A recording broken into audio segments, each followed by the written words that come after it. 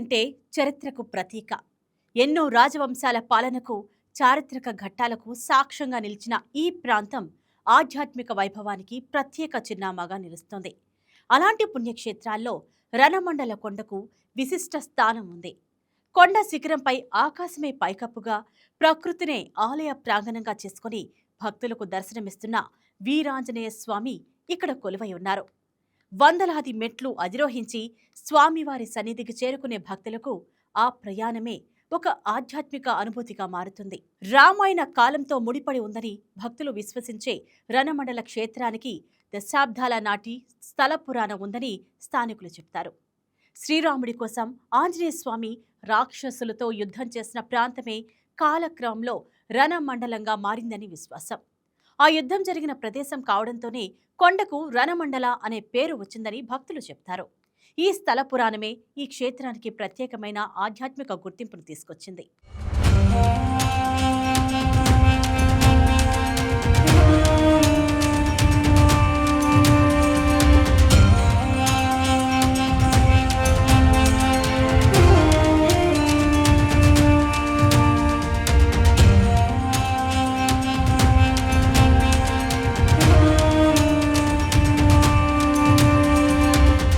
కర్నూలు జిల్లా ఆదోని పట్టణంలో ఆకాశమే పైకప్పుగా భక్తకోటి కొంగు బంగారమయ్యగా వెలిసిన దైవం శ్రీ ఆదోని రణమండల ఆంజనేయ స్వామి. క్షేత్రయుగంలో సాక్షాత్తు శ్రీరాము అడుగు జాడలచే పుణ్యమైన ఈ క్షేత్రము ఆదోని కొండపైన వెలిసి ఉంది. అయితే ఈ క్షేత్రానికి ముఖ్యంగా ఆలయం అనేది పూర్తిగా అయితే కాలేదు.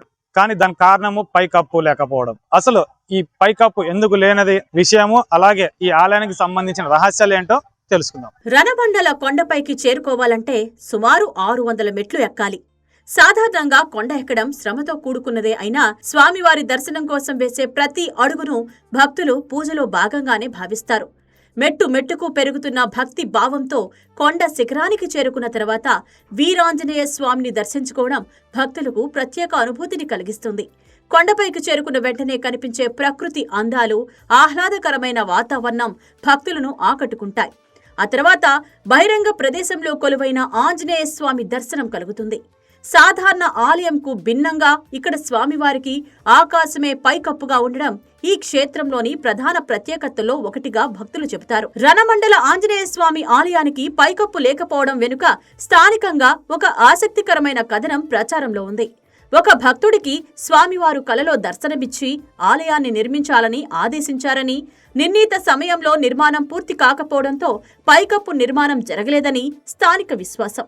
అయితే ఈ కథనానికి చారిత్రక ఆధారాల కంటే భక్తుల విశ్వాసమే ప్రధాన ఆధారం. గత మేము 30 సంవత్సరాల నుంచి వస్తున్నాం. ఇక్కడ ప్రతి మనిషికి ఇక్కడ కొలువు తీరిన మనిషికి ప్రతి ఒక్కటి ఇక్కడ కోరికలు తీరుస్తున్నారు. తర్వాత ఇక్కడ అన్నదానం కూడా పెట్టిస్తున్నారు. అన్నదానం ప్రతి శనివారం పెట్టిస్తున్నారు. అందరూ బాగా ఇక్కడ వచ్చి నెరవేరాయి సార్. మనకి ఎంప్లాయ్ వచ్చి అనుకుని పోయినాక గవర్నమెంట్ కరెంట్ ఆఫీసులో ఉద్యోగం వచ్చింది. గవర్నమెంట్ ఎంప్లాయ్ పిల్లలు కాలేదు వాళ్ళకి. అప్పుడు 8 ఏళ్ళు మళ్ళీ పిల్లలు పుట్టినాడు. ఇప్పుడు సెకండ్ బాగా జరుగుతుంది. ఆయన దయ వల్ల మనకి బాగానే ఉంది. నేను పుట్టినప్పటి నుంచి వస్తా ఉన్నాను. ఇక్కడ చాలా బాగా జరుగుతుంది. ఏం కోరుకునే ఆ దేవుడు మాకు ఏ రోజు లేకుండా బాగానే జరుగుతుంది. శ్రావణ మాసం అంతా అన్నదానము చేసేవాళ్ళు బాగా నిష్టంగా చేస్తా ఉన్నారు. జనాలు కూడా అట్లాగే వస్తా ఉన్నారు. ప్రతి సంవత్సరం ఇలాగే జరగాలని నేను కోరుకుంటున్నాను.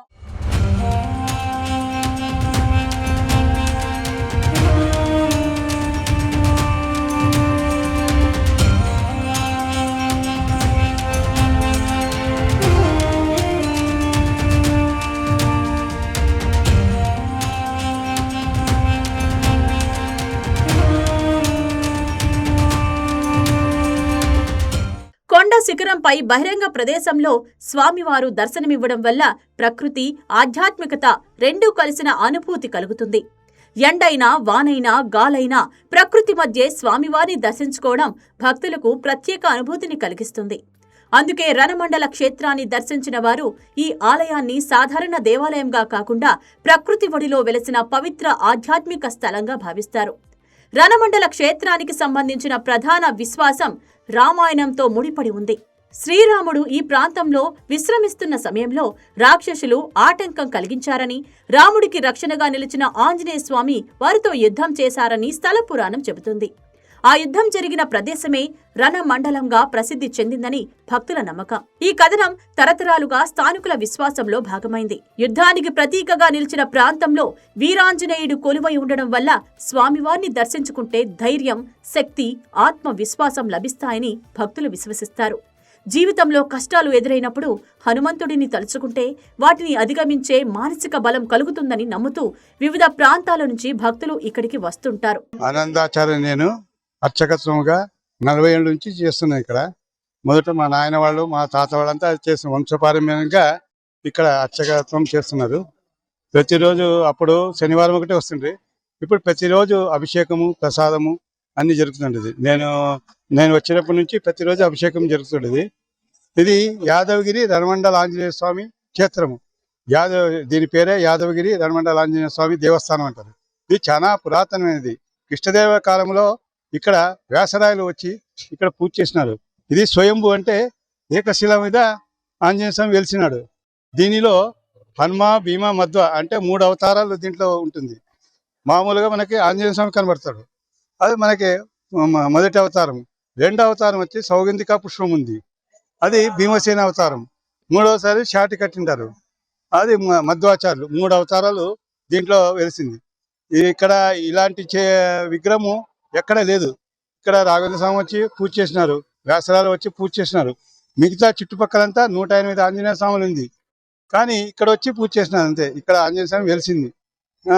ఇది ఒక్క రోజులోనే 5 నదుల నీళ్ళు తెచ్చి గర్భగుడి కావాలా, ఒకే రోజులో గర్భగుడి కావాలని సూచన వచ్చింది కనుక దీన్ని గర్భగుడి చేసేది మానేసినారు. మొదట వేరే వాళ్ళు, విచండవాదన వాళ్ళు ఏం కాదులే అని కట్టినాక పడిపోయింది అది, అందుకే వదిలేసినారు. దీనికి మహిమ 41 రోజులు మండల దీక్ష. అప్పుడు రాజుల కాలంలో యాదవగిరి, యాదవులు పరిపాలించిన యాదవగిరి అని పేరు.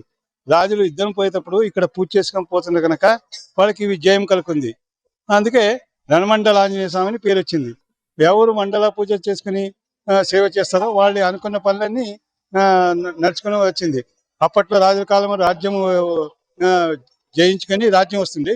ఇప్పుడు మనము సంకల్పం చేసుకుని మనకి ఏం కావాలో అది, సంతానం లేని వాళ్ళు సంతానము, ఉద్యోగం లేని ఉద్యోగము, మరి మిగతా ఏమైనా సమస్యలన్నీ ఇక్కడ మండల సేవ చేసుకుంటే వాళ్ళదంతా ఇది అయిపోతుంది, కోరికలని తీరిపోతుంది. కనుక దినదినాభివృద్ధి చెందింది. మొదట ఏమీ లేకుండే, అందరూ కింద ఊర్లో నుంచి నడుచుకుంటూ వస్తుంది. ఇప్పుడు నీళ్ళ వ్యవస్థ, రోడ్డు వ్యవస్థ ఉంది, లైట్లు అన్నీ పెరిగింది.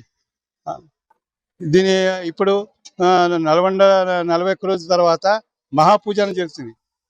సుమారు 250-300 లీటర్ల పాలతో పాలాభిషేకం చేసి తర్వాత ఇది మహాపూజ అంటే 41 రోజులు అయిన తర్వాత 250 లీటర్లు, సుమారు 300 లీటర్ల పాలతో ప్రతి ఒక్క భక్తులతో పాలాభిషేకం చేసి తర్వాత వాళ్ళు చేసిన తర్వాత పంచామృత అభిషేకము, సింధూర అలంకారము, ప్రసాదం వితరణము, అన్నదానం కార్యక్రమం జరుగుతుంది. 10 సంవత్సరాల నుంచి జరుగుతున్నది. తర్వాత కార్తీక మాసంలో కార్తీక పూర్ణిమ రోజు కింద మహాద్వారం నుంచి పై వరకు దీపోత్సవం జరుగుతుంది. మెట్లు ఇరువైపులా దీపాలు పెట్టి తెల్లవారుజామున 4:30కి దీపం అంటిస్తారు. కార్తీక పూర్ణిమ రోజు కనుక చాలా విశేషమైన ఫలము. ఈ సంవత్సరంలో ఇవి 2 చాలా విశేషము. ప్రతి ఒక్క పల్లెటూరు వాళ్ళు, పట్టణంలో ఉన్న వాళ్ళు ప్రతి ఒక్కరు వచ్చి ఇక్కడ దర్శనం చేసుకుని వాళ్ళు చెప్తారు మా కోరికలు నెరవేరిందని వచ్చి వాళ్ళు సేవ చేసుకుని పోతారు. ఇప్పటికీ పెరుగుతుంది. అంటే శ్రావణ మాసంలో కానీ కార్తీక మాసంలో కానీ ఎలా ఉంటుంది? చాలా సుమారు ఒక 10-20 వేల మంది దాకా వస్తారు శ్రావణ మాసంలో. కార్తీక మాసంలో ఒక 2,000-3,000 మంది వస్తారు. కానీ సంవత్సరం పొడవునా ప్రతిరోజు పంచామృత అభిషేకము, అష్టోత్తరం, ప్రసాదము నైవేద్యం చేసి అందరికీ ప్రసాదం తీసుకొని ఇప్పటికీ నడుస్తున్నది.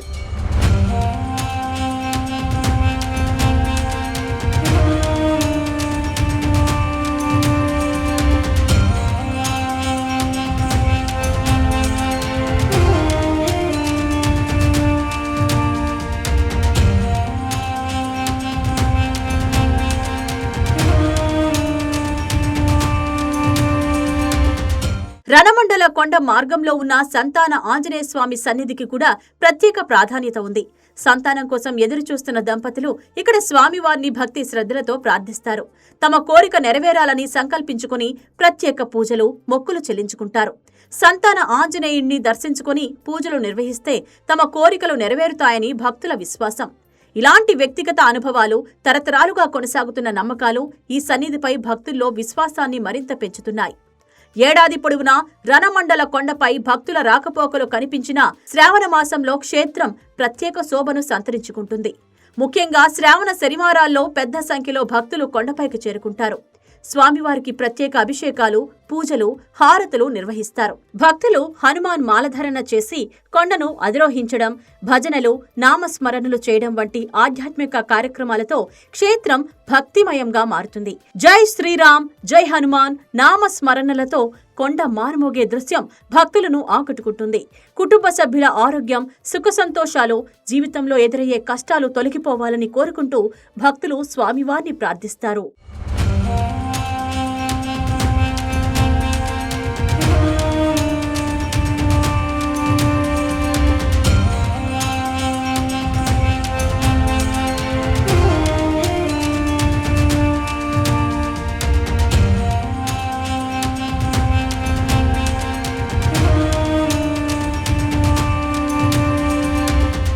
రణమండల ఆంజనేయ స్వామి వార్షిక ఉత్సవాలలో రథోత్సవానికి ప్రత్యేక స్థానం ఉంది.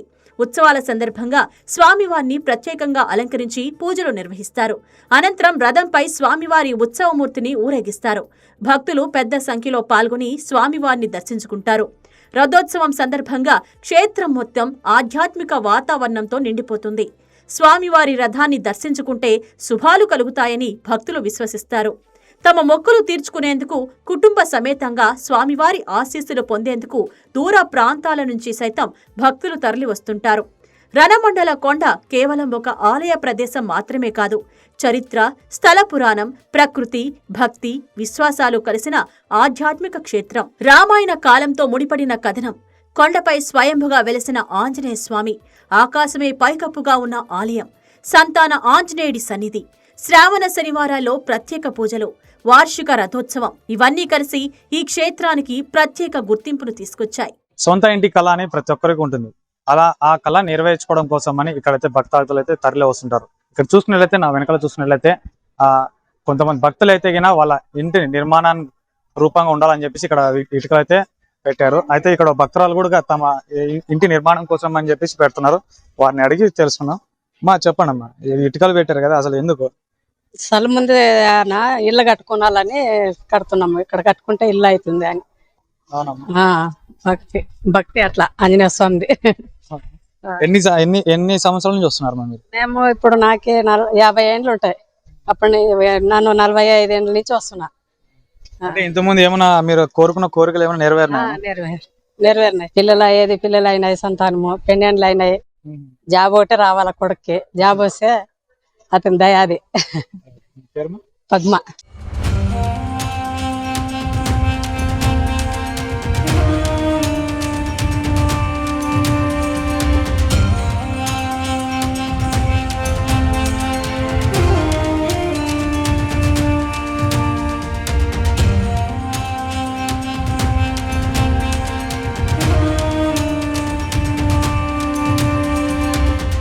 కొండపైకి వెళ్లే ప్రతి అడుగులో భక్తి, స్వామివారి సన్నిధికి చేరుకునే ప్రతి క్షణంలో ఆధ్యాత్మిక అనుభూతి, దర్శనం అనంతరం మనసులో కలిగే ప్రశాంతత, ఇవే రణమండల కొండ ప్రత్యేకతను చాటుతున్నాయి.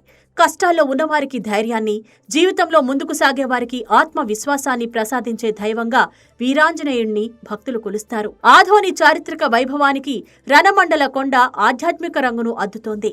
ప్రకృతి ఒడిలో ఆకాశమే పైకప్పుగా భక్తుల నమ్మకానికి ప్రతీకగా కొలువైన వీరాంజనేయుడు తరతరాలుగా భక్తులను ఆకర్షిస్తూనే ఉన్నారు. స్వామివారి దర్శనం కోసం వందల మెట్లు ఎక్కే ప్రతి భక్తుడి ప్రయాణం చివరికి ఒక ఆధ్యాత్మిక అనుభూతిగా మారుతోంది. అందుకే రణమండల కొండ ఆధోని ప్రాంత ఆధ్యాత్మిక వైభవానికి ప్రత్యేక చిరునామాగా నిలుస్తోంది.